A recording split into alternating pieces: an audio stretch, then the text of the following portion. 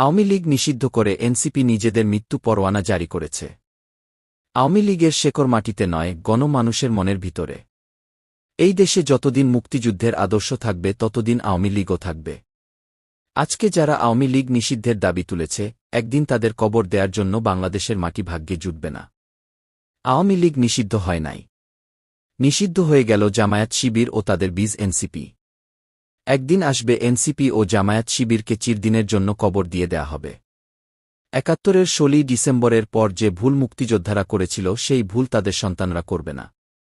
জামায়াত শিবির ও এনসিপির নেতাদের মৃত্যু পরোয়ানা জারি করেছে আসিফ নজরুল নিজের হাতে। ২০২৫ই হবে রাজাকার মুক্ত বাংলাদেশ গড়ার সাল। ২০২৬ নতুন এক মুক্তিযুদ্ধের ৭১-এর বাংলাদেশ দেখবে বিশ্ব। আজকে যারা শাহবাগে অবস্থান নিয়েছে কাল তাদের খুঁজে পাওয়া যাবে না। প্রত্যেকের বাড়িঘর থেকে ধরে এনে প্রকাশ্যে বিচার করা হবে। আওয়ামী লীগ একটি ব্র্যান্ডের নাম।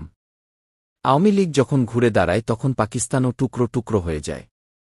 আওয়ামী লীগ গণমানুষের মধ্য থেকে আসা একটি সংগঠন। আওয়ামী লীগ কোনো রাজনৈতিক দল নয়। আওয়ামী লীগ একটি আবেগ, আওয়ামী লীগ একটি প্রেম। আওয়ামী লীগ একটি আদর্শ। একটি দল নিশ্চিহ্ন হতে পারে, আদর্শ নয়। আওয়ামী লীগ মানে বাংলাদেশ। আর বাংলাদেশ মানেই আওয়ামী লীগ। দলের পতন হয়, আদর্শের পতন হয় না। আওয়ামী লীগ একটি আদর্শ, যার প্রতিটি ইঞ্চিতে রয়েছে ৫২, ৬৬, ৬৯, ৭১।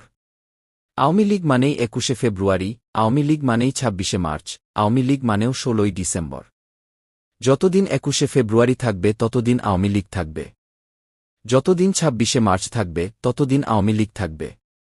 যতদিন ১৬ই ডিসেম্বর থাকবে ততদিন আওয়ামী লীগ থাকবে। আওয়ামী লীগ ফিরবে, বাংলাদেশের প্রয়োজনেই আওয়ামী লীগ ফিরবে।